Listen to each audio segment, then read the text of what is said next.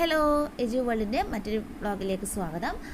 അപ്പം കഴിഞ്ഞ ക്ലാസ്സിൽ നമ്മുടെ KCS act, Kerala cooperative societies act 1969, ആ ഒരു ആക്ട് വരുന്നതിന് മുമ്പുള്ള ഹിസ്റ്ററീസാണ് നോക്കിക്കൊണ്ടുണ്ടായത്. അപ്പോൾ നമ്മൾ 1992 മുതൽ 1912 വരെയുള്ള കാര്യങ്ങൾ ഡിസ്കസ് ചെയ്തതാണ്. ഇനി നമുക്ക് ഡിസ്കസ് ചെയ്യാനുള്ളത് 1913 അതേപോലെ 14 കാര്യങ്ങളാണ് ഡിസ്കസ് ചെയ്യാനുള്ളത്. 1914 ട്രാവൻകൂർ കൊച്ചിൻ, അതേപോലെ 1915 ട്രിവാൻഡ്രം സെൻട്രൽ കോപ്പറേറ്റീവ് ബാങ്ക് മുതൽ നമുക്ക് 1919 വരെയുള്ള കാര്യങ്ങളൊന്നും നമുക്ക് ഡിസ്കസ് ചെയ്യാനുള്ളത്. സോ നമുക്ക് ക്ലാസ്സിലേക്ക് കടക്കാം. അതിന് മുൻപ് ആദ്യമായിട്ടാണ് ഈ ചാനൽ കാണുന്നതെങ്കിലും, അതേപോലെ ആദ്യമായിട്ടാണ് നിങ്ങൾ ഈ വീഡിയോ കാണുന്നതെങ്കിലും പ്ലേലിസ്റ്റിൽ പോയിട്ട് ആദ്യം ഇതിൻ്റെ പ്രീവിയസ് വീഡിയോസ് ഒന്ന് കാണുക, എന്നിട്ട് മാത്രം ഇതിലേക്ക് വരിക. ഇത് പാർട്ട് 3 ആണ് കേട്ടോ. അതേപോലെ ആദ്യമായിട്ടാണ് ഈ ചാനൽ കാണുന്നുണ്ടെങ്കിൽ സബ്സ്ക്രൈബ് ചെയ്യുക. തൊട്ടടുത്തുള്ള ബെല്ലൈക്കൺ കൂടി എനേബിൾ ചെയ്തിട്ടുണ്ടെങ്കിൽ ഞാൻ വീഡിയോസ് ഇടുമ്പോൾ അതിൻ്റെ അപ്ഡേഷൻ നിങ്ങൾക്ക് ലഭിക്കുന്നതായിരിക്കും. അതോടൊപ്പം തന്നെ നിങ്ങളുടെ അഭിപ്രായങ്ങളും നിർദ്ദേശങ്ങളും കമൻറ്റ് ബോക്സിൽ കമൻറ്റ് ചെയ്യാനും കൂടി മറക്കണ്ട കേട്ടോ.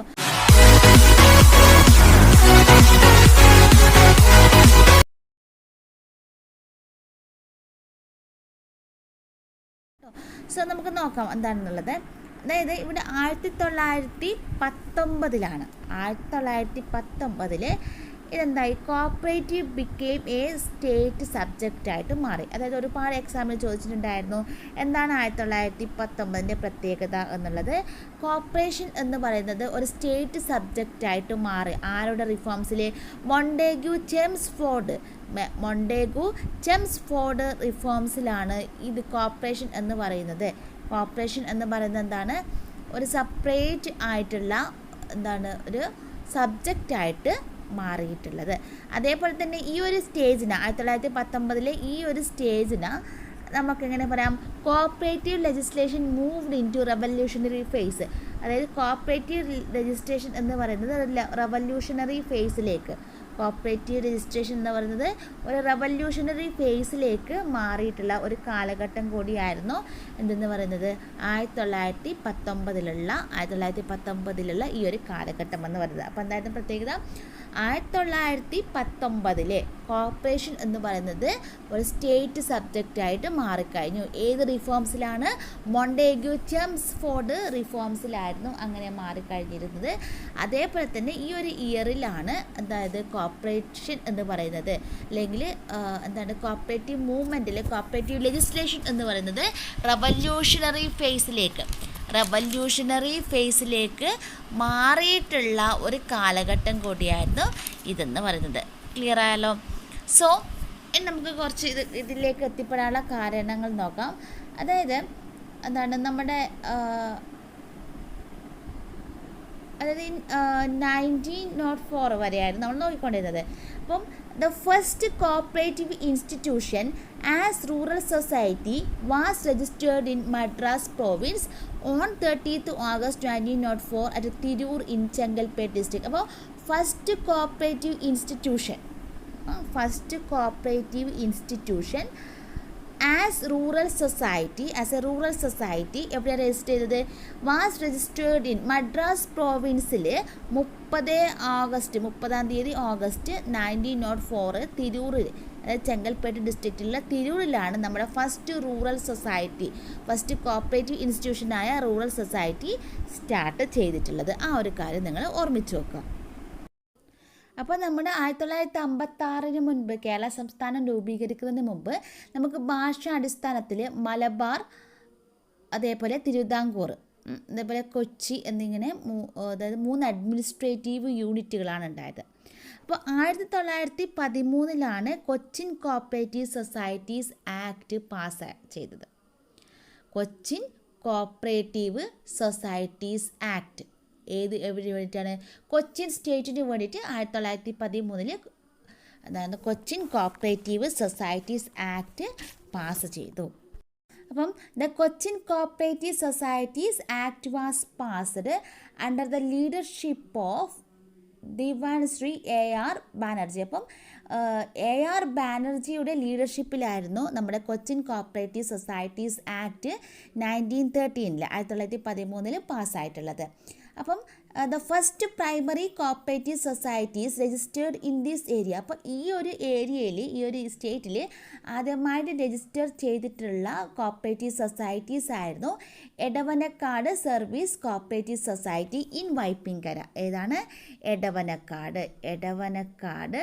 സർവീസ് കോപ്പറേറ്റീവ് സൊസൈറ്റി ആയിരുന്നു വൈപ്പിൻകരയിലുള്ള എടവനക്കാട്. മാറാൻ വേണ്ടി പാടില്ല. എടവനക്കാട് സർവീസ് കോപ്പറേറ്റീവ് സൊസൈറ്റീസ് ആയിരുന്നു ആദ്യമായിട്ട് ഈ ഒരു കൊച്ചിൻ കോപ്പറേറ്റീവ് സൊസൈറ്റീസ് ആക്ട് പ്രകാരം രജിസ്റ്റർ ചെയ്തിട്ടുള്ളത്. അപ്പോൾ അന്നത്തെ അവിടുത്തെ ദിവാനായിരുന്നു രാജഗോപാലാചാരി എന്ന് പറയുന്നത്. സോ അത് കഴിഞ്ഞിട്ട് a central bank centralising Thrissur was registered.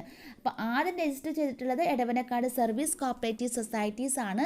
അത് കഴിഞ്ഞിട്ട് രജിസ്റ്റർ ചെയ്തതാണ് സെൻട്രൽ ബാങ്ക് സെൻട്രലൈസിംഗ് തൃശ്ശൂർ ആണ് അത് ഫോം ചെയ്തിട്ടുള്ളത്. അപ്പോൾ അതിലുള്ള മെമ്പേഴ്സ് എന്ന് പറയുന്നത്, സെൻട്രൽ ബാങ്ക് സെൻട്രലൈസിംഗ് തൃശ്ശൂരിലത്തെ മെമ്പേഴ്സ് എന്ന് പറയുന്നത് പ്രൈമറി സൊസൈറ്റീസ് ആയിരുന്നു അതിലത്തെ മെമ്പേഴ്സ് എന്ന് പറയുന്നത്. പറഞ്ഞാൽ മനസ്സിലായോ? In the credit sector separate societies registered for agricultural and non agriculture. So നമ്മുടെ ക്രെഡിറ്റ് സെക്ടർ രംഗത്ത് എന്ത് ചെയ്തു? സെപ്പറേറ്റ് സൊസൈറ്റീസ് ഉണ്ടാക്കി. ഇതിനു വേണ്ടിയിട്ട് അഗ്രികൾച്ചറിനും അതേപോലെ നോൺ അഗ്രികൾച്ചറിനും. For supervising these societies supervising unions also be established. അപ്പോൾ ഈ സൊസൈറ്റികളെ, ഏത് സൊസൈറ്റികളെയാണ്? അഗ്രികൾച്ചർ സൊസൈറ്റികൾക്കും നോൺ അഗ്രികൾച്ചർ സൊസൈറ്റികൾക്കും സെപ്പറേറ്റ് സൊസൈറ്റി തുടങ്ങിയെന്ന് പറഞ്ഞു. അപ്പോൾ ആ ഒരു സൊസൈറ്റികളെ സൂപ്പർവൈസ് ചെയ്യാൻ വേണ്ടിയിട്ട് എന്ത് ചെയ്തു? യൂണിയൻസുകൾ ഉണ്ടാക്കി. അപ്പം in Cochin state there were a unitary land mortgage bank within the whole state and its jurisdiction continued as it within the constitution of Kerala state. അപ്പോൾ ഈ കൊച്ചിൻ കോപ്പറേറ്റീവ് സൊസൈറ്റീസ് ആക്ടിൻ്റെ കുറേ ഫീച്ചേഴ്സുകളുണ്ട്. അതായത് ആ ഫീച്ചേഴ്സിൽ ഒന്നായിരുന്നു ഈ ഒരു കൊച്ചിൻ കോപ്പറേറ്റീവ് സൊസൈറ്റീസ് ആക്ട് എന്ന് പറയുന്നത് മെയിനായിട്ട് പ്രയോറിറ്റി കൊടുത്തിരുന്നത് കോട്ടേജ് ഇൻഡസ്ട്രീസിനായിരുന്നു. The act give priorities for the cottage ഇൻഡസ്ട്രീസിനായിരുന്നു മെയിനായിട്ടും ഇവർ പ്രയോറിറ്റീസ് കൊടുത്തിരുന്നത്. അതേപോലെ unions are member in the central bank under the act. Unions എന്ന് പറയുന്നത് സെൻട്രൽ ബാങ്കിലായിരുന്നു അതിൻ്റെ മെമ്പേഴ്സ് എന്ന് പറയുന്നത്. There is a Cochin central cooperative institute and open body to coordinate the union. അപ്പം ഈ ഒരു യൂണിയൻസിനെ കോർഡിനേറ്റ് ചെയ്യുക. നമ്മൾ ഓൾറെഡി പറഞ്ഞു കഴിഞ്ഞു, കുറേ അഗ്രികൾച്ചർ സൊസൈറ്റീസും നോൺ അഗ്രികൾച്ചർ സൊസൈറ്റീസും ക്രെഡിറ്റ് രംഗത്ത് തുടങ്ങി. അപ്പോൾ അവരെ കോർഡിനേറ്റ് ചെയ്യാൻ വേണ്ടിയിട്ട് നമ്മൾ എന്തായാലും സൂപ്പർവൈസിങ് യൂണിയൻസ് ഉണ്ടാക്കി. അപ്പോൾ ഈ യൂണിയൻസ് എല്ലാം അമാൽഗമേറ്റ് ചെയ്തിട്ടാണ് കൊച്ചിൻ സെൻട്രൽ കോപ്പറേറ്റീവ് ഇൻസ്റ്റിറ്റ്യൂട്ട് എന്ന് പറയുന്നത് എസ്റ്റാബ്ലിഷ് ചെയ്തിട്ടുള്ളത്. ഈ യൂണിയൻ, അതായത് ക്രെഡിറ്റ് അഗ്രികൾച്ചർ രംഗത്തെയും നോൺ അഗ്രികൾച്ചറിനെയും നമ്മൾ സൂപ്പർവൈസ് ചെയ്യാനുണ്ടായ സൂപ്പർവൈസിങ് യൂണിയൻസ് ഒരുമിച്ച് കൂടിയിട്ടാണ് കൊച്ചിൻ സെൻട്രൽ കോപ്പറേറ്റീവ് ഇൻസ്റ്റിറ്റ്യൂട്ടുകൾ ഉണ്ടാക്കിയത്.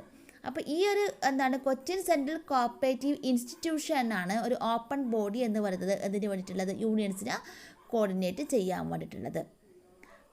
അതേപോലെ separate societies were started for extending agriculture and non agriculture credit. അപ്പോൾ സെപ്പറേറ്റ് സൊസൈറ്റീസ് തുടങ്ങി എന്തിനു വേണ്ടിയിട്ടാണ് അതായത് നോൺ അഗ്രികൾച്ചറിനെയും അഗ്രികൾച്ചറിലെയും ഇത് തുടങ്ങാൻ വേണ്ടിയിട്ടാണ് സെപ്പറേറ്റ് യൂണിയൻ നമ്മൾ തുടങ്ങിയിട്ടുള്ളത്. ഇനി അപ്പോൾ 1913 പ്രത്യേകതകൾ കിട്ടിയല്ലോ. 1913 തുടങ്ങിയിട്ടുള്ളതാണ് കൊച്ചിൻ കോപ്പറേറ്റീവ് സൊസൈറ്റീസ് ആക്ട്. അതിൻ്റെ അതിൽ ആദ്യമായിട്ട് തുടങ്ങിയത് ഏതൊക്കെയാണ് എന്നുള്ള കാര്യങ്ങൾ എല്ലാവർക്കും മനസ്സിലായെന്ന് വിചാരിക്കുന്നു. നെക്സ്റ്റ് ആണ് 1914 നമ്മളുടെ ട്രാവൻകൂർ കോപ്പറേറ്റീവ് സൊസൈറ്റീസ് ആക്ട് എന്ന് പറയുന്നത്. അപ്പോൾ ആദ്യം ഉണ്ടായതാണ് കൊച്ചിൻ കോപ്പറേറ്റീവ് സൊസൈറ്റീസ് ആക്ട്, പിന്നീട് ഉണ്ടായതാണ് Travancore cooperative societies act. Travancore cooperative societies act. എന്താണ് ട്രാവൻകൂർ കോപ്പറേറ്റീവ് സൊസൈറ്റീസ് ആക്ടിൻ്റെ പ്രത്യേകത എന്ന് പറയുന്നത്? അതായത് during this period sir Rajagopalachari once the Diwan of Travancore was a register of cooperative societies. അപ്പം ഇവിടെ എന്തായിരുന്നു? Sir Rajagopalachari once Diwan of Travancore Travancore was the registrar of cooperative societies. അപ്പോൾ അവരായിരുന്നു എന്താണ് രജിസ്ട്രാർ എന്ന് പറയുന്നത്. ദിവാൻ ഓഫ് കൊച്ചിൻ അന്ന് രാജഗോപാലാചാര്യായിരുന്നു ഇന്നത്തെ രജിസ്ട്രാർ എന്ന് പറയുന്നത്. He was A ഡെഡിക്കേറ്റീവ് cooperator who was closely connected with cooperative activities directly. അപ്പോൾ കോപ്പറേറ്റീവ് ആക്ടിവിറ്റീസുമായിട്ട് കണക്റ്റഡ് ആയിട്ടുള്ള ഒരു വ്യക്തിയായിരുന്നു നമ്മുടെ രാജഗോപാലാചാര്യ എന്ന് പറയുന്നത്. According to his direction and the suggestions, a model bill was submitted before the legislative council for the discussion. അപ്പോൾ അദ്ദേഹത്തിൻ്റെ നിർദ്ദേശപ്രകാരമാണ് ലെജിസ്ലേറ്റീവിൻ്റെ മുമ്പിൽ ഇങ്ങനെ ഒരു ബില്ല് സമർപ്പിച്ചതും. ഈ ബില്ല് എന്ന് പറയുന്നത് മാർച്ച് 3 1914 പാസ്സാവുകയും ചെയ്തു. 1914 മാർച്ച് 3 എന്ത് ചെയ്തു, ഈ ഒരു ബില്ല് പാസ്സാവുകയും ചെയ്തു. അപ്പം when sir M Krishnan Nair was Dewan, sir C Govinda Pillai a government servant was deputed to Madras state to study the organisations. അതേപോലെ after the training was posted the first registrar of cooperative societies in the Travancore. അപ്പോൾ ഈ ഒരു കാലയളവിലാണ് mister Krishnan നായരായിരുന്നു അവിടുത്തെ ദീവാൻ എന്ന് പറയുന്നത്. അതേപോലെ sir C Govinda Pillai എന്ന് പറയുന്നത് ഗവൺമെൻറ് സർവൻ്റ് ആയിരുന്നു. അപ്പോൾ അവരെ രണ്ടുപേരെയും മദ്രാസ് സ്റ്റേറ്റിൽ ഡെപ്യൂട്ട് ചെയ്തു. എന്തിനു വേണ്ടിയിട്ടാണ്? To study the organisation working and administrations of cooperative society. അപ്പോൾ മദ്രാസ് ഏരിയയിലുള്ള അല്ലെങ്കിൽ മദ്രാസ് സ്റ്റേറ്റിലുള്ള അതായത് കോപ്പറേറ്റീവ് സൊസൈറ്റീസിൻ്റെ വർക്കിങ്ങും മറ്റുള്ള കാര്യങ്ങളൊക്കെ പഠിക്കാൻ വേണ്ടിയിട്ട് ആരെയൊക്കെയാണ്? ശ്രീ എം കൃഷ്ണൻ നായരെയും അതേപോലെ ദിവാൻ ശ്രീ ഗോവിന്ദ പിള്ളയെയും അവിടെ അപ്പോയിൻമെൻറ്റ് ചെയ്തു. After the training he was posted as the first registrar of cooperative societies in Travancore. അപ്പോൾ അങ്ങനെയുള്ള ട്രെയിനിങ്ങിനൊക്കെ ശേഷം അദ്ദേഹത്തെ ആരെയാണ്? നമ്മുടെ ഗോവിന്ദ പിള്ളയെയാണ് first registrar of cooperative societies of ട്രാവൻകൂറായിട്ട് നിയമിക്കുകയും ചെയ്തു. അപ്പോൾ ആരാണ്? ട്രാവൻകൂർ അവിടുത്തെ ഫസ്റ്റ് രജിസ്ട്രാർ ആയിരുന്നു ആരെന്ന് പറയുന്നത്? സർ സി ഗോവിന്ദ പിള്ളൈ എന്ന് പറയുന്നത്. സർ സി ഗോവിന്ദ പിള്ളയായിരുന്നു ആദ്യത്തെ രജിസ്ട്രാർ എന്ന് പറയുന്നത്. ക്ലിയർ ആയല്ലോ? ഇനി the Travancore central cooperative bank. അപ്പോൾ അവിടെ അടുത്തൊരു ഇതാണ് വരുന്നത്. The Travancore central cooperative bank, the Trivandrum central cooperative bank. അപ്പോൾ the Travancore central cooperative bank as a first cooperative society was constituted in Travancore on 23rd November 1915 എന്ന് പറയുന്നത്. അതായത് 1914 ട്രാവൻകൂർ കോപ്പറേറ്റീവ് സൊസൈറ്റീസ് ആക്ട് പ്രകാരം രജിസ്റ്റർ ചെയ്തതാണ് ഏതെന്ന് പറയുന്നത്? The Travancore central cooperative bank. അതായത് പിന്നീട് നമ്മൾ കേരള ബാങ്കായിട്ട് അറിയപ്പെട്ടിരുന്ന Travancore central cooperative bank, Trivandrum central cooperative bank register ചെയ്തിട്ടുള്ളത്. Trivandrum central cooperative bank register ചെയ്ത് ഏതിൻ്റെ പ്രകാരമായിരുന്നു? 1914 ട്രാവൻകൂർ കോപ്പറേറ്റീവ് സൊസൈറ്റീസ് ആക്ട് പ്രകാരം രജിസ്റ്റർ ചെയ്തിട്ടുള്ള ആദ്യ ബാങ്കാണ്. എപ്പോഴാണ് രജിസ്റ്റർ ചെയ്തത്? 23 November 1915 രജിസ്റ്റർ ചെയ്തു. എപ്പോഴാണ് പ്രവർത്തനം ആരംഭിച്ചത്? 1916 എന്ത് ചെയ്തത്? പ്രവർത്തനം ആരംഭിച്ചത്. 1916 Trivandrum central cooperative bank started functioning എന്ന് പറയുന്നത്. ഓക്കെ, പിന്നീടാണ് ഇതെന്ത് ചെയ്തത്? കേരള ബാങ്കായിട്ട് പ്രവർത്തനം തുടങ്ങിയത് പിന്നീടാണ്. അപ്പം 1914 ട്രാവൻകൂർ കോപ്പറേറ്റീവ് സൊസൈറ്റീസ് ആക്ട് പ്രകാരം രജിസ്റ്റർ ചെയ്തിട്ടുള്ള, എപ്പോഴാണ് രജിസ്റ്റർ ചെയ്തത്?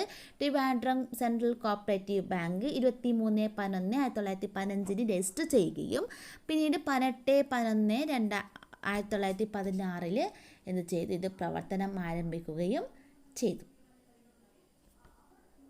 ഈ ഒരു സമയത്ത് തന്നെ, അപ്പോൾ ഈ ഒരു കാലഘട്ടത്തിൽ തന്നെ എന്ത് ചെയ്തു? അതായത് in other various provinces as first the primary cooperative societies were registered and it was the government which acted the sole financier of the society, but in Travancore central bank has been organised and registered to act as the financing. അപ്പം അതുവരെ എന്ന് പറയുന്നത് അതുവരെ primary ഏജൻസികൾക്കുള്ള മറ്റുള്ള കാര്യങ്ങളൊക്കെ നൽകിയിരുന്നത് government ആയിരുന്നു എങ്കിലും ട്രാവൻകൂർ സെൻട്രൽ ബാങ്കിൽ ട്രിവാൻഡ്രം സെൻട്രൽ കോപ്പറേറ്റീവ് ബാങ്കിനകത്ത് രജിസ്റ്റർ ചെയ്തപ്പെട്ട പ്രൈമറി സൊസൈറ്റികൾ ഉള്ള ഫിനാൻസിങ് ഏജൻസീസ് ആയിട്ട് ആരോ പ്രവർത്തിച്ചു? ട്രിവാൻഡ്രം സെൻട്രൽ കോപ്പറേറ്റീവ് ബാങ്ക് പ്രവർത്തിച്ചു. Hence the primary societies organised in Travancore were not forced to approach government to finance. So Trivandrum central cooperative സൊസൈറ്റിക്ക് അകത്ത് അല്ലെങ്കിൽ അതിൽ രജിസ്റ്റർ ചെയ്തപ്പെട്ടിട്ടുള്ള പ്രൈമറി സൊസൈറ്റികൾക്ക് ഫിനാൻസിന് വേണ്ടിയിട്ട് ഗവൺമെൻറ്റിനെ ആശ്രയിക്കേണ്ടി വന്നില്ല. പക്ഷേ മറ്റെല്ലാ കേസുകളിലും ഫിനാൻസിന് വേണ്ടിയിട്ട് അതായത് മറ്റുള്ള പ്രൊവിൻസുകളിലൊക്കെ ഫിനാൻസിന് വേണ്ടിയിട്ട് കോപ്പറേറ്റീവ് സൊസൈറ്റികൾ ആരെയായിരുന്നു ആശ്രയിച്ചിരുന്നത്? ഗവൺമെൻറ്റിനെയായിരുന്നു ആശ്രയിച്ചിരിക്കുന്നത്. In such a way throughout the state 26 primary societies were organized which were all the model of privation with unlimited liability. So ഈ ഒരു കാലയളവിൽ തന്നെ ആ ഒരു സ്റ്റേറ്റിൽ 26 പ്രൈമറി സൊസൈറ്റികൾ ഓർഗനൈസ് ചെയ്യുകയും അവയൊക്കെ എന്തായിരുന്നു? റൈഫിസൺ മോഡലുള്ള, അതായത് അൺലിമിറ്റഡ് ആയിട്ടുള്ള അൺലിമിറ്റഡ് ലാബിലിറ്റീസ് ഉള്ള സൊസൈറ്റികളായിരുന്നു. Since the growth of movement was spontaneous. അപ്പോൾ ആ ഒരു കാലഘട്ടത്തിൽ അതിൻ്റെ കോപ്പറേറ്റീവ് മൂവ്മെൻറ്റ് എന്ന് പറയുന്നത് വളരെയധികം സ്പോണ്ടേനിയസ് ആയിരുന്നു. During this period many types of, അപ്പോൾ ഈ ഒരു പീരീഡിലാണ് പല ടൈപ്പിലുള്ള, അതായത് urban bank, employee societies, marketing societies ഒക്കെ ഡെവലപ്പ് ചെയ്തിട്ടുള്ളത്. ഇനി നമുക്ക് എന്താണെന്ന് പറയാനുള്ളത്? The societies organised during this period were with unlimited liability. So ഈ ഒരു നമ്മൾ പറഞ്ഞില്ലേ 1914 ആ രജിസ്റ്റർ ചെയ്തിട്ടുള്ള സൊസൈറ്റികളൊക്കെ റൈഫിസൺ മോഡലുള്ള സൊസൈറ്റികളായിരുന്നു. എന്തായിരുന്നു പ്രത്യേകത? അൺലിമിറ്റഡ് ലാബിലിറ്റീസ് ആയിരുന്നു. അതുകൊണ്ട് തന്നെ അവർ നേരിടുന്ന മെയിനായിട്ടുള്ളൊരു ഡ്രോബാക്ക് ആയിരുന്നു പബ്ലിക്കിൻ്റെ കയ്യിൽ നിന്നും, അതായത് അതിൻ്റെ ഫിനാൻസ് ക്യാപിറ്റൽ എന്ന് പറയുന്നത് വളരെ വീക്കായിരുന്നു. അതേപോലെ പബ്ലിക്കിൻ്റെ കയ്യിൽ നിന്നും ഡെപ്പോസിറ്റ് റേസ് ചെയ്യുന്നത് ഭയങ്കരമായിട്ടുള്ള പ്രശ്നമായിരുന്നു. സോ 1918 കാലഘട്ടത്തിൽ act permitted register cooperative societies with limited liabilities. So 1918 വന്നിട്ടുള്ള ആ ഒരു ആക്ട് അനുസരിച്ച് എന്ത് ചെയ്തു? ലിമിറ്റഡ് ലാബിലിറ്റീസ് ഉള്ള ആ ഒരു സൊസൈറ്റി തുടങ്ങാമെന്നുള്ള നിർദ്ദേശം വന്നു. At the same time the central bank also failed to attract more deposit from members as well as non members even if the administration of the societies vested in the members. So ഈ ഒരു സമയത്തും എന്ത് ചെയ്തു? നമ്മുടെ central bank എന്ന് പറയുന്നത് മെമ്പേഴ്സിൽ നിന്നും non മെമ്പേഴ്സിൽ നിന്നുമൊക്കെ ഡെപ്പോസിറ്റ് സ്വീകരിക്കാൻ വേണ്ടിയിട്ട് കുറച്ചും കൂടി ഫെയിൽഡായി. Hence, it was decided to organize taluk banks between primary societies and central banks with the object to attract more deposit and maintain cordial relationship between members and societies. So, നമ്മൾ already പറഞ്ഞു കഴിഞ്ഞില്ല. അപ്പോൾ ഈ ഒരു ടൈമിൽ തന്നെ എന്ത് ചെയ്തു? സെൻട്രൽ ബാങ്ക് മെമ്പേഴ്സിൽ നിന്നും നോൺ മെമ്പേഴ്സിൽ നിന്നും ഡെപ്പോസിറ്റ് സ്വീകരിക്കാൻ വേണ്ടിയിട്ട് ഫെയിൽഡ് ആയത് പറഞ്ഞു. സോ അപ്പോൾ ആ ഒരു പ്രശ്നം മറികടക്കാൻ വേണ്ടിയിട്ട് എന്ത് ചെയ്തു? ഒരു താലൂക്ക് ബാങ്ക് ഓർഗനൈസ് ചെയ്യാൻ വേണ്ടി തീരുമാനിച്ചു. എന്താണ് താലൂക്ക് ബാങ്ക് എന്ന് പറയുന്നത്? ഓർഗനൈസ് ചെയ്യാൻ വേണ്ടിയിട്ട് തീരുമാനിച്ചു. എന്തിനാണ് താലൂക്ക് ബാങ്ക് ഓർഗനൈസ് ചെയ്യുന്നത്? അതായത് ഈ താലൂക്ക് ബാങ്ക് എന്ന് പറയുന്നത് പ്രൈമറി സൊസൈറ്റീസിനടക്കം സെൻട്രൽ സൊസൈറ്റി അല്ലെങ്കിൽ സെൻട്രൽ ബാങ്കിനടക്കം ഒരു താലൂക്ക് ബാങ്ക് തുടങ്ങാൻ വേണ്ടി തീരുമാനിച്ചു. എന്തിനു വേണ്ടിയിട്ടാണ്? ഡെപ്പോസിറ്റ് അട്രാക്റ്റ് ചെയ്യുന്നതിനും നല്ലൊരു മെമ്പേഴ്സുകൾ തമ്മിലുള്ള നല്ലൊരു റിലേഷൻഷിപ്പ് ഉണ്ടാക്കുന്നത്. സോ അതിൻ്റെ ബേസിൽ first taluk bank registered in 1923 at Nagercoil and then in Oxford. So അത് പ്രകാരം ആദ്യമായിട്ട് താലൂക്ക് ബാങ്ക് സ്റ്റാർട്ട് ചെയ്തത് 1923 ആദ്യമായിട്ട് താലൂക്ക് ബാങ്ക് സ്റ്റാർട്ട് ചെയ്തത്. എവിടെയാണ്? നാഗർകോവിലാണ് ആദ്യമായിട്ട് താലൂക്ക് ബാങ്ക് സ്റ്റാർട്ട് ചെയ്തത്. ഏതിൻ്റെയൊക്കെ ആയിരുന്നു? പ്രൈമറി കോപ്പറേറ്റീവ് സൊസൈറ്റീസിൻ്റെ അടക്കം അതേപോലെ സെൻട്രൽ ബാങ്കിൻ്റെ അടക്കം ഒരു മീഡിയേറ്ററായിട്ട് നിന്നുകൊണ്ട് ഡെപ്പോസിറ്റ് അട്രാക്റ്റ് ചെയ്യാൻ വേണ്ടിയിട്ട് ആദ്യമായിട്ട് രജിസ്റ്റർ ചെയ്തിട്ടുള്ള 1923 രജിസ്റ്റർ ചെയ്തിട്ടുള്ളതായിരുന്നു നാഗർകോവിൽ താലൂക്ക്, അതായത് താലൂക്ക് ബാങ്ക് എന്ന് പറയുന്നത്. പിന്നീട് എല്ലാ താലൂക്കുകളും ഇങ്ങനെ എല്ലാ താലൂക്കുകളിലും അങ്ങനെ ആ ഒരു സിസ്റ്റം എന്ന് പറയുന്നത് വ്യാപിച്ചു. In taluk banks the membership pattern was mixed one. അപ്പോൾ താലൂക്ക് ബാങ്കിലൊക്കെ മെമ്പർഷിപ്പ് എന്ന് പറയുന്നത് മിക്സർ ആയിരുന്നു. എന്താ മിക്സർ എന്ന് പറഞ്ഞിട്ടുണ്ടെങ്കിൽ നമ്മുടെ സൊസൈറ്റീസിനെയും അതേപോലെ ഇൻഡിവിജ്വൽസിനെയും മെമ്പറായിട്ട് അവർ ഏറ്റെടുത്തു. സൊസൈറ്റീസിനെയും മെമ്പേഴ്സിനെയും അവർ എന്ത് ചെയ്തു, സൊസൈറ്റീസിനെയും ഇൻഡിവിജ്വൽസിനെയും അവർ തന്നെ എന്ത് ചെയ്തു, മെമ്പറായിട്ട് ഏറ്റെടുക്കുകയായിരുന്നു. പിന്നെ നമുക്ക് എന്താ അതിൽ പഠിക്കാനുള്ളത്? So arrangements were made to get financial assistance to primary cooperatives such as from cooperative central bank through taluk banks. അപ്പം arrangements were made to get financial assistance to primary cooperatives from the cooperative central bank through the taluk banks. അപ്പം നമ്മൾ പറയില്ലേ, central bank ആയിരുന്നു അതുവരെ primary cooperative സൊസൈറ്റീസിന് finance കൊടുത്തിരിക്കുന്നത്. പക്ഷേ ഇപ്പോൾ എങ്ങനെയാണ് കൊടുത്തിരിക്കുന്നത്? അതായത് താലൂക്ക് ബാങ്ക്, അതായത് സെൻട്രൽ കോപ്പറേറ്റീവ് ബാങ്കുകൾ ആദ്യം താലൂക്ക് ബാങ്കിന് കൊടുക്കും, അവരാണ് പിന്നീട് പ്രൈമറി സൊസൈറ്റികൾക്ക് എന്ത് ചെയ്തത്, ഇങ്ങനെയുള്ള ഈ ഒരു ഇത് അസിസ്റ്റൻസ് എന്ന് പറയുന്നത് വിതരണം ചെയ്തത്.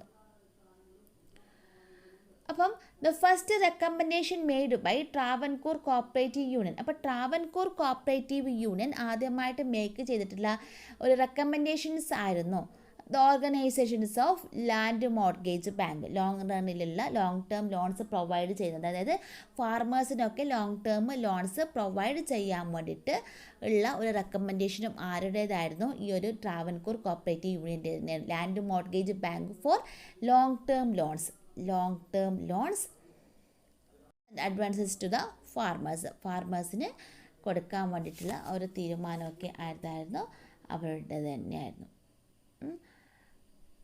അതിനുള്ള കാര്യങ്ങളാണ് നമ്മൾ ട്രിവാൻഡ്രം കോപ്പറേറ്റീവ് സൊസൈറ്റീസ് ആക്ടിൽ പറയുന്നത്. പിന്നെ അതേപോലെ തന്നെ ട്രിവാൻഡ്രം കോപ്പറേറ്റീവ് സൊസൈറ്റീസിനെ കുറിച്ച് പറയുകയാണെങ്കിൽ 1931 1931-32 കാലം എന്നൊക്കെ പറയുന്നത് സ്പോണ്ടേനിയസ് ആയിരുന്നു.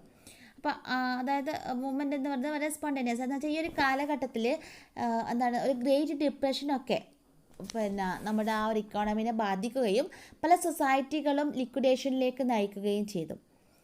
അപ്പം പല സൊസൈറ്റികളും നമ്മുടെ ഈ ഒരു മൂവ്മെൻറ്റ് എന്ന് പറയുന്നത്, കോപ്പറേറ്റീവ് മൂവ്മെൻറ്റ് എന്ന് പറയുന്നത് റീകൺസ്ട്രക്റ്റ് ചെയ്യാൻ വേണ്ടിയിട്ട് ആവശ്യപ്പെടുകയും അതേപോലെ ഗവൺമെൻറ് ഒരു കമ്മിറ്റി അപ്പോയിൻമെൻറ്റ് ചെയ്യുകയും ചെയ്തു. ആരുടെ നേതൃത്വത്തിലാണ്? മിസ്റ്റർ ദേവ്ധരിയുടെ നേതൃത്വത്തിൽ. മിസ്റ്റർ ദേവ്ധരിയുടെ നേതൃത്വത്തിൽ